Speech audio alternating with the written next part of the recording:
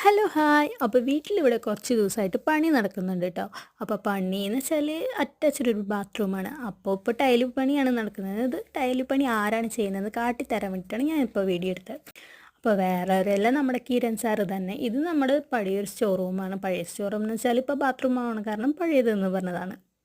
അപ്പോൾ ഇത് ഏട്ടൻ ചെയ്യാൻ കാരണം എന്ന് വെച്ചാൽ ഏട്ടൻ്റെ ഫ്രണ്ടാണ് ടൈല് പണി ചെയ്യുന്നത്. അപ്പോൾ ഹെൽപ്പറായിട്ട് ഏട്ടൻ നിൽക്കാമെന്നും പറഞ്ഞിട്ട് ആദ്യം അവിടെയുള്ള ടൈലിനൊക്കെ ഒന്ന് ഇളക്കി പറിച്ചെടുത്ത് ക്ലീൻ ചെയ്യാൻ പറഞ്ഞു. അപ്പോൾ അതുപോലെ തന്നെ നല്ല വെടിപ്പായിട്ട് തന്നെ കിരണേട്ടൻ ചെയ്യുന്നുണ്ട്.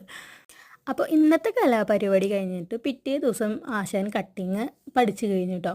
അപ്പോൾ കട്ടിങ്ങൊക്കെ അച്ഛനെ കാണട്ടെ എന്ന് പറഞ്ഞിട്ട് അച്ഛനെ പോലെ തന്നെ മോനും വന്ന് എന്ന് എത്തിച്ചോക്കാൻ നിന്നപ്പോൾ എവിടെ നിൽക്കണ്ട പൊടിയാണെന്നും പറഞ്ഞിട്ട് അവനെ പറഞ്ഞയച്ചു.